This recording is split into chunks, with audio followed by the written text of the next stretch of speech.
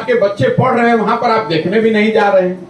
रोज आप बैठ के टीका टिप्पणी कर रहे हैं कि स्कूल में पढ़ाई नहीं हो रहा है, लेकिन उस स्कूल में आप जो जमीन की समस्या है, सिंचाई की समस्या है, बाढ़ की समस्या है, इसके बावजूद जो किसान पैदा करता है उसको उसकी उचित कीमत फसल की नहीं मिलती है।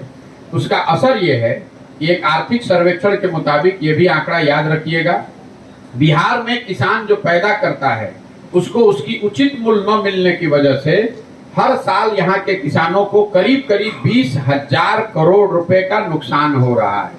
उदाहरण के तौर पर आपको मैं बताऊं, मान लीजिए कि यहाँ धान की खेती हुई, धान पिछले साल लोगों ने ज्यादातर 1300, 1400, 1500 रुपए, कुछ भी कीजिए, आंकड़े कुछ भी दिखाइए। मैं जो काम करता हूँ आंकड़ों की हम लोग को खूब समझ है। आंकड़ों के बारे में, डेटा के बारे में ये बताया जाता है, इसकी खूबी ये है कि आप उसको जैसे चाहे वैसे इंटरप्रेट कर दें। तो जनता को लगता है कि अब इनको हटाकर दूसरे को लाएं। होता ये है कि जो जिस पार्टी का, जिस नेता का दौर होता है उसमें उसी परिवार के लोग फिर घुस जाते हैं, उन्हीं को जगह मिल जाती है। बिहार में की आबादी है 13 करोड़, 3-3.5 करोड़ परिवार वाले यहाँ परिवार रहते हैं, लेकिन सत्ता में एमएलए एमपी आज तक सिर्फ 1250 परिवार के लोग ही बने। तो परिवारवाद, मुझे ऐसा लगता है मुद्रा लोन को लेकर जो केंद्र सरकार के दावे हैं और जो जमीनी हकीकत है उसमें जमीन आसमान का फर्क है, वो आपको भी मालूम है। जब मुद्रा की स्कीम शुरू की गई तो लोगों को ऐसा लगा कि ये कोई एक अलग योजना है जिसके तहत कि हम लोग को सरकारी गारंटी पर रोजगार करने के लिए पैसा मिलेगा। हुआ ये है कि बैंकों ने टारगेट पूरा करने के लिए जो पहले से वो लोन दे रहे थे उसी को मुद्रा के अंतर्गत रिकैटेगराइज कर दिया। मुद्रा लोन को लेकर जो आंकड़े केंद्र सरकार ने लोकसभा में जारी किए हैं, आपने उसमें देखा होगा 90% जो लोन है वो 50,000 या उससे, बाकी सारे फैक्ट्री बिहार में बंद हैं। जहां पर भी हम गए, चाहे वो समस्तीपुर हो, उससे पहले मोतिहारी है, सिवान है, कोई ऐसा जिला नहीं है जहां पर 1, 2, 3, 4 बड़े उद्योगों के बंद होने की बात लोग नहीं बताते हैं। लेकिन जो 2 उद्योग है जिसमें सबसे ज्यादा लोग काम कर रहे हैं वो है शराब का और बालू का अवैध कारोबार।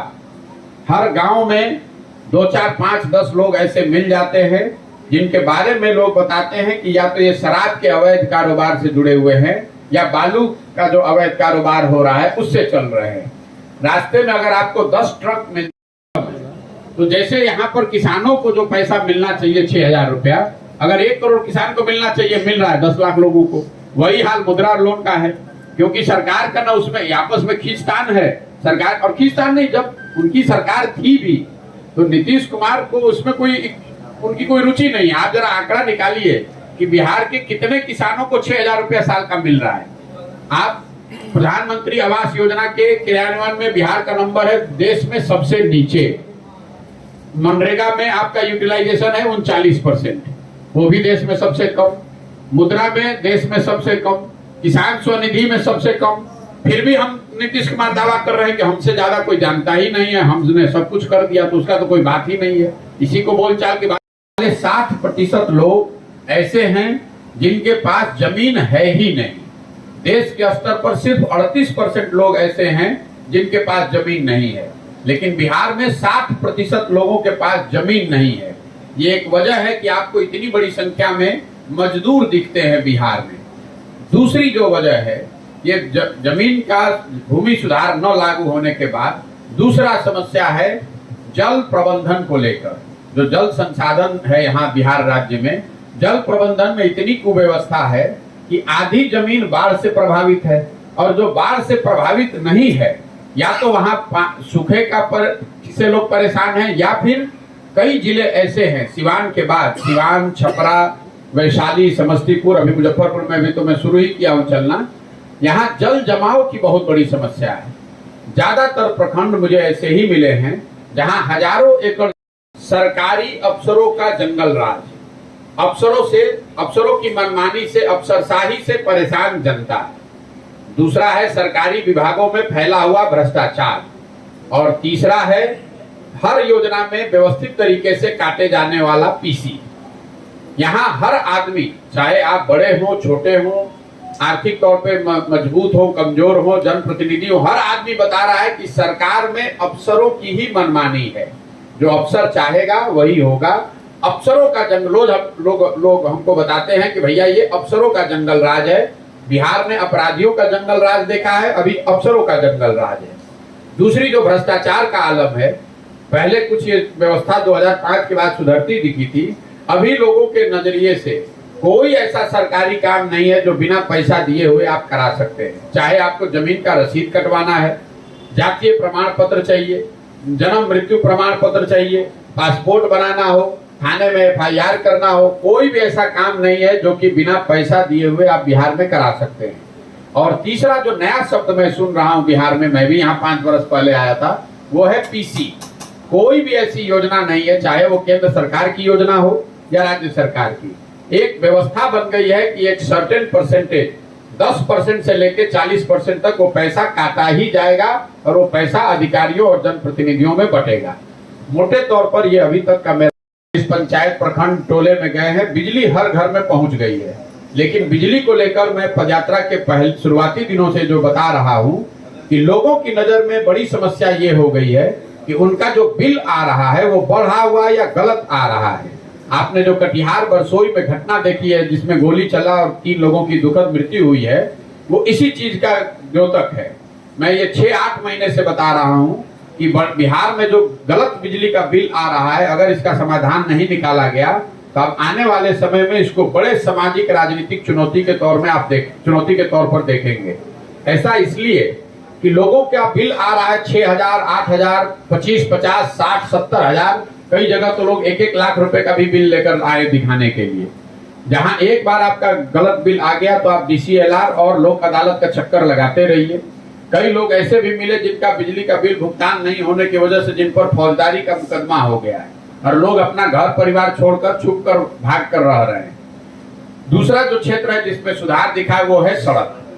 सड़क निश्चित तौर पर जो राष्ट्रीय और राजकीय राज्य मार्ग है, जो नेशनल और स्टेट हाईवे है, उसमें निश्चित तौर पर सुधार हुआ है और लोग इस बात को बता भी रहे हैं। लेकिन जो ग्रामीण सड़क है, ग्रामीण कार्य विभाग REO का जो सड़क है, पंचायती राज का सड़क, प्रधानमंत्री मुख्यमंत्री संपर्क योजना के तहत बनाए गए सड़कों की हालत करीब करीब वही है जो लालू जी के राज में होती थी। ग्रामीण सड़कों की हालत बिल्कुल बदहाल है। इसके बाद होती है और इससे कोई दल अछूता नहीं है। ये जब तक बिहार में समाज में लोग खड़े होकर अपने दम पर इसके लिए प्रयास नहीं करेंगे, तब तक आप देखेंगे विधायक का लड़का विधायक, मंत्री का लड़का मंत्री, उसमें काबिलियत हो या न हो, और समाज का सामान्य वर्ग का जो आदमी है उसमें चाहे जितनी काबिलियत है, जितनी हुनर है, जितना जज्बा है, उसको आगे आने का अवसर नहीं है। और मैं बच्चों को ये समझाता हूं जब गांव में मिलता हूं कि आप समझिए, अगर गावस्कर का लड़का ही क्रिकेट खेलता तो हमने सचिन तेंदुलकर को कहां देखा होता है। अगर तेंदुलकर का लड़का ही क्रिकेट खेलेगा तो विराट कोहली कहां से आएंगे। तो लोकतंत्र में तो हम लोगों ने उसको मार दिया है कि भैया लालू जी के लड़के हैं इसलिए ये रहेंगे ही रहेंगे। तो फिर चुनाव कराने की जरूरत क्या है? आप एक घोषित कर दीजिए। ये तो अघोषित राजतंत्र बना दिया है इन लोगों ने। जी, मैं Parveen Kumar, metro Hindustan news. Sir, आपको कब से बिहार के बारे में ख्याल आया? जब आप पार्टी में थे तो इस तरह का ख्याल नहीं आया, आज आप पद यात्रा करके बिहार के लोगों के बारे में आपको ख्याल आया? बिल्कुल ठीक बात है। बिहार के लोगों को ख्याल, आपको पत्रकारिता का ख्याल कब आया? जब आपको पत्रकारिता करने का अवसर मिला, जब आपको पत्रकारिता करने की समझ हुई। तो हमको बिहार का ख्याल तब आया जब हमने तय किया कि अब हम अपने जीवन में यही काम को हमको करना है। जहां तक आप ये कह रहे हैं कि पहले क्यों नहीं आया, पहले इसलिए नहीं आया कि हम किसी मुख्यमंत्री प्रधानमंत्री के लड़के हैं नहीं। आज आप हमारी बात सुनने आए हैं, इसलिए सुनने आए हैं कि हमने 10 साल, 15 साल, 20 साल अपने समझ से, प्रयास से, मेहनत करके अपनी पहचान, अपनी एक जगह बनाई है। अगर वो पहचान हमने नहीं बनाई होती और आज हम सकरा में आकर ये पदयात्रा कर रहे होते या प्रेस वार्ता कर रहे होते तो कितने लोगों की दिलचस्पी होती। तो मुझे बिहार की खबर और चिंता तब हुई जब मुझ में वो क्षमता मैं समझता हूं कि आ गई है कि मैं अपने समाज के लिए कुछ करूं या कर सकता हूं। जब तक वो क्षमता ही नहीं है तो तब तक हम क्यों बेकार हाथ पांव मारेंगे। आप बोल रहे हैं सर शिक्षा, चलिए पूछिए। शिक्षा विभाग में जब से अपर सचिव के पद पर के पाठक की नियुक्ति हुई तब से सियासत तेज हो गई है, इसको किस तरह से देखते हैं? देखिए, कोई अधिकारी आएगा डंडे के बल पर या का अनुशासन को लाना चाहते हैं, कुछ सुधार करना चाहते हैं, उसका मैं समर्थन करता हूं, लेकिन इससे शिक्षा व्यवस्था नहीं सुधरने वाली है। आप अधिकारी ये सुनिश्चित करा सकता है कि जो शिक्षक है वो स्कूल में आकर 11 बजे से 5 बजे तक रहे, लेकिन वो मनरेगा में यूटिलाइजेशन है 39%। मतलब अगर 100 रुपया बिहार को मिल सकता था मनरेगा के तहत केंद्र से, तो बिहार सरकार की लापरवाही की वजह से सिर्फ 39 रुपया ही हम लोग लेकर आए। 61 रुपया तो दिल्ली में हमने सरेंडर कर दिया, और जो 39 रुपया लेकर आए मनरेगा में 40 से 50% की दर से पीसी काटा जा रहा है। तो मिला जुलाकर 100 रुपया जो मनरेगा के तहत लोगों को मिलना चाहिए था, उसके बदले में लोगों को 20 से 25 रुपया ही उस वर्ष काम मिला है। ये 4 केंद्र सरकार की योजनाओं के बाद मैं राज्य सरकार की कुछ योजना जो चल रही है उस पर टीका टिप्पणी करूंगा। यहाँ 7 निश्चय के अंतर्गत जो काम चल रहे हैं, उसका पहला 7 निश्चय का योजना था युवाओं के लिए बेरोजगारी भत्ता। ये योजना 2015 में बनी थी। इसमें यह बताया गया था कि 18 से 35 साल के हर युवा को बिहार में प्रति महीने 1000 रुपया कम से कम मिलेगा, ताकि उसको मजबूरी में बाहर जाकर मजदूरी नहीं करना पड़े। आज तक अभी हमको इसका कोई लाभार्थी मिला नहीं। पत्रकार बंधु भी कोई सवाल नहीं करते हैं, क्योंकि इस योजना को न शुरू किया गया न कहीं लागू किया गया। लोग इसको करीब करीब भुला ही दिए हैं कि कोई योजना ये थी भी। दूसरी बड़ी योजना है स्टूडेंट क्रेडिट कार्ड की। ये भी योजना 2015 में लॉन्च की गई थी। उस समय का अनुमान था कि बिहार में करीब 1 करोड़ 25 लाख बच्चों को इसका लाभ मिलेगा। 12वीं के बाद अगर ये योजना लागू रहती तो 12वीं के बाद पढ़ाई के लिए किसी भी परिवार को अपने बच्चे के पढ़ाने के लिए अपने जेब से पैसा खर्च नहीं करना पड़ता। योजना ये थी कि बैंकों से बच्चों को पढ़ाई के लिए साधन मिल जाए, जब उनको नौकरी मिल जाए तो वो पैसा वापस बैंकों को कर पाए। अभी तक जो सरकार, बिहार सरकार का अपना दावा है कि पिछले 9 वर्षों में 8 से 8.5 लाख बच्चों को ही इसका लाभ मिला है। इस योजना को भी अधिकारियों ने और सरकारी विभागों ने करीब करीब ठंडे बस्ते में ही डाल दिया है। तीसरी जो बड़ी योजना है जिसकी चर्चा आप लोग आम करते हैं, वो है नल जल योजना। नल जल योजना में 2015 में ये अनुमान लगाया गया था कि 25,000 करोड़ रुपया खर्च किया जाए तो बिहार के हर घर में नल से पानी पहुंचाया जा सकता है। योजना शुरू हुई और उसके क्रियान्वयन में जो गलतियां हुई हैं, जो बंदरबाट अनियमितता हुई है, उसका परिणाम ये हुआ है कि 2/3 से ज्यादा नल जल योजना कहीं चल नहीं रही है। या तो योजना ठीक से बनी नहीं, या बनकर चली नहीं, या चली तो अब वो बंद हो गई है। ज्यादातर वार्ड सदस्य जो इसको बनाने में जिनकी भूमिका थी, वो लोग चुनाव हार गए हैं। जैसा आपको मालूम है, पिछले साल गांव में लोगों को जाकर देखा समझा। बिहार में गरीब कल्याण योजना के तहत 5 किलो नहीं बल्कि 4 किलो अनाज ही लोगों को मिल रहा है। उसकी वजह यह है कि जो अनाज आ रहा है गरीब कल्याण योजना में, उसमें प्रखंड और जिले के स्तर पर यहाँ पर जो अधिकारी और जनप्रतिनिधि हैं, वो मिलकर 35 से 40 रुपए प्रति क्विंटल की दर से हर महीने पैसा ले रहे हैं। और ज्यादातर जगह पर लोग वीडियो पर बताते हैं कि इसमें विधायक लोग भी शामिल हैं। विधायकों को भी बाजाबता 6 रुपए से 8 रुपए प्रति क्विंटल हिस्सा उनको मिल रहा है। ये 35 से 40 रुपए प्रति क्विंटल की जो चोरी हो रही है, इसी वजह से लाभार्थियों को 5 किलो के बजाय 4 किलो अनाज ही मिल रहा है। दूसरी केंद्र सरकार की बड़ी योजना है स्वच्छ भारत अभियान, जिसके तहत हर लाभार्थी को 12,000 रुपए मिलने थे शौचालय बनाने और उसके उपयोग के लिए। मुजफ्फरपुर के बारे में तो मैं कोई टीका टिप्पणी नहीं कर सकता हूं। सकरा में जो मैंने देखा और इससे पहले के जिलों में जो देखा, खुले में शौच आज भी ज्यादातर गांव की सच्चाई है। नाक पर गमछा बांधे बगैर आप गांव से बाहर निकल नहीं सकते हैं, क्योंकि ये शौचालय बनाने की योजना में लाभार्थियों से अधिकारियों ने 2,000 रुपए प्रति शौचालय पैसा लिया है, और उसके बाद उसने शौचालय बनाया कि नहीं, उसका उपयोग कर रहा है कि नहीं, इसकी चिंता किसी ने नहीं की। तीसरी जो केंद्र सरकार की बड़ी योजना है वो है आवास योजना, प्रधानमंत्री आवास योजना, जिसको गांव देहात में लोग इंदिरा आवास योजना कहते हैं।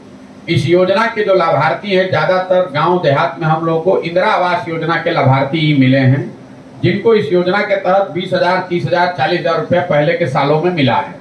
अभी की जो योजना है प्रधानमंत्री आवास योजना, जिसमें लाभार्थियों को 1,40,000 रुपए मिलना है, लाभार्थियों को यहाँ ये पैसा लेने के लिए 20,000 से लेकर 40,000 रुपया तक घूस देना है और इस पैसे में जनप्रतिनिधि और अधिकारी दोनों शामिल हैं।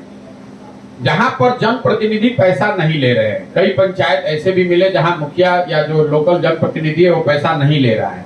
जहां पर जनप्रतिनिधि पैसा नहीं ले रहे हैं वहां पर भी लाभार्थियों को 20 से 25,000 रुपया अधिकारियों को तो देना ही देना है। इसकी पूरी व्यवस्था बनी हुई है। आपका अंदर प्रधानमंत्री आवास योजना के लिए नाम लिखा जाए उसके लिए 1,000, फोटो खींचकर आगे भेजा जाए उसके लिए 2 से 2,500 रुपया, और 3 किस्त में जैसे जैसे पैसा जारी होता है उसकी पूरी एक व्यवस्था बनी हुई है। एक किस्त जारी होता है, अगर वो पैसा अधिकारी तक नहीं पहुंचा तो बैंकों को कहकर अकाउंट को ब्लॉक कराया जाता है ताकि वो पैसा आगे निर्गत ना हो। जो ये बात लोगों ने 50 सैकड़ों लोगों ने हमको कैमरे पर बताया है, अभी वो मैं आपसे साझा कर रहा हूँ। चौथी केंद्र सरकार की बड़ी योजना है मनरेगा की। मैं जब चलना शुरू किया था तो मेरा अपना अनुमान था कि बिहार में जितनी गरीबी है, जितने भूमिहीन लोग मजदूर हैं, हमको बहुत ज्यादा मनरेगा का काम होता दिखेगा। मैं अभी 11 महीना से चल रहा हूं, आपको ये बता रहा हूं कि अभी तक हमको मनरेगा का सक्रिय काम कोई दिखा ही नहीं, और हम हर दिन पंचायत और गांव में ही चल रहे हैं। रास्ते चलते हुए लोग ये बताते हैं कि 2, 4, 5 साल पहले मनरेगा में ये वृक्ष लगाया गया था या कोई मिट्टी की यहाँ पैसे वाले जो लोग बिजनेस व्यापार कर रहे हैं, जो बड़े किसान हैं, उनको भी अपने बच्चों के रोजगार के लिए उतनी ही चिंता है जितने गरीब लोगों की है। बेरोजगारी और पलायन के बाद जो दूसरा सबसे बड़ा मुद्दा दिखा वो है शिक्षा व्यवस्था का ध्वस्त हो जाना। बिहार में शिक्षा व्यवस्था बहुत अच्छी कभी नहीं रही है। हम लोग स्वयं बिहार के सरकारी स्कूल से पढ़े हैं, लेकिन पहले प्रखंड, अनुमंडल, जिला के स्तर पर 2-4 स्कूल ऐसे जरूर होते थे जहां अगर आपने पढ़ाई कर ली तो आपको आगे का जीवन का रास्ता निकल सकता है। आज जो स्थिति है, जिले के जिले कोई ऐसा हाई स्कूल, मध्य विद्यालय, उच्च विद्यालय नहीं है जिसके बारे में लोग बता रहे हों कि भैया यहाँ अच्छी पढ़ाई होती है। कई बार हमको, आपको ऐसा लगता है जो चर्चा में है कि शिक्षकों की गुणवत्ता या उनकी जो ईमानदारी है उसको लेकर शिक्षा व्यवस्था बिहार में खराब हो गई है। मैं आपको ये बिल्कुल दावे से बता सकता हूँ कि शिक्षकों की गुणवत्ता इस पूरी समस्या का एक छोटा पहलू है। ये बात सही नहीं है कि शिक्षा व्यवस्था शिक्षकों की गुणवत्ता की वजह से खराब हो गई है।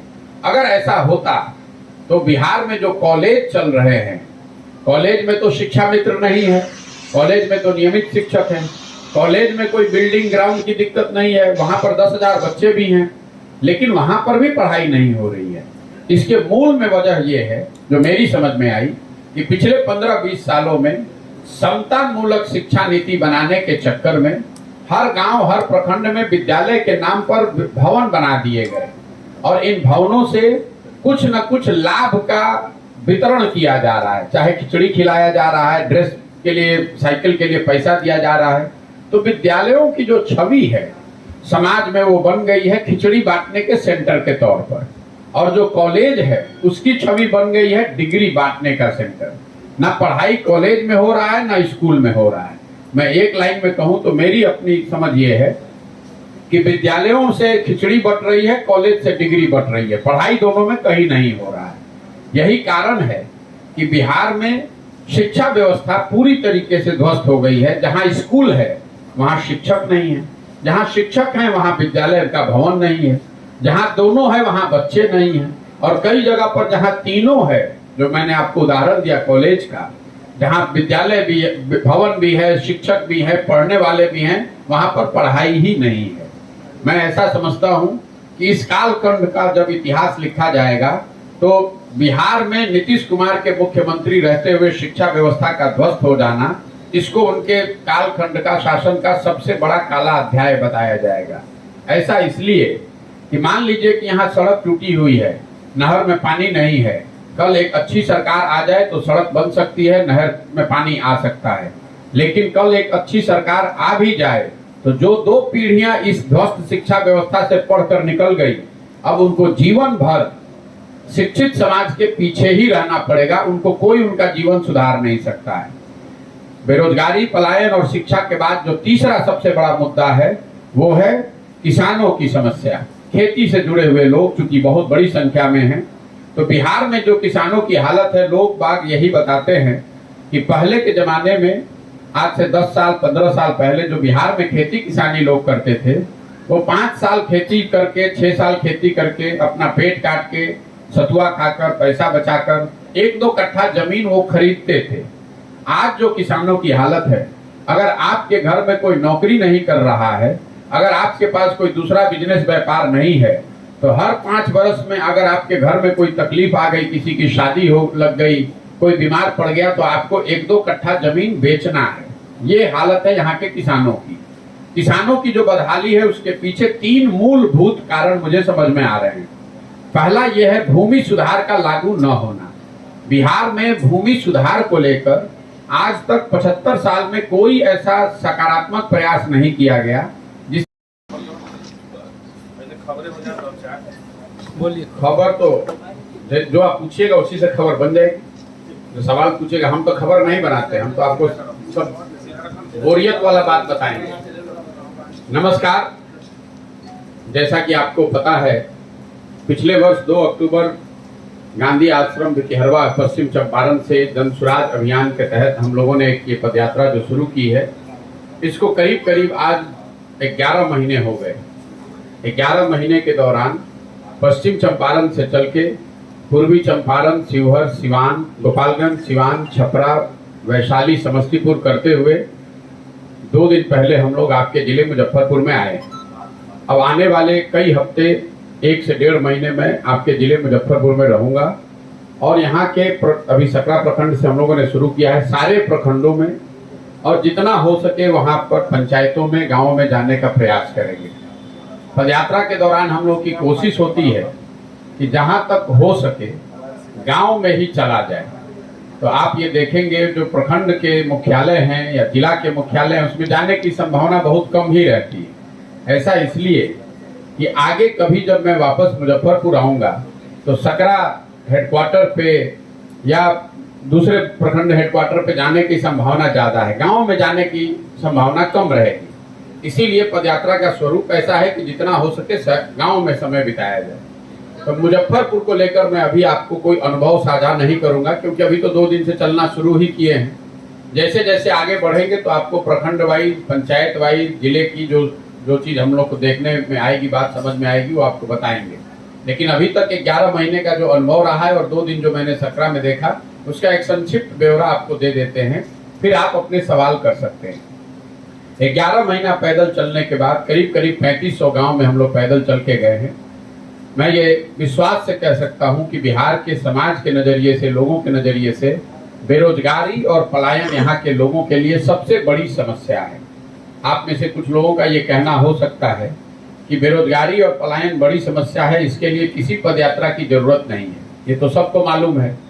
लेकिन पदयात्रा से हम लोगों ने जो देखा, वो समझ में आई इन दोनों समस्याओं के विकरालता का जो अनुभव हुआ।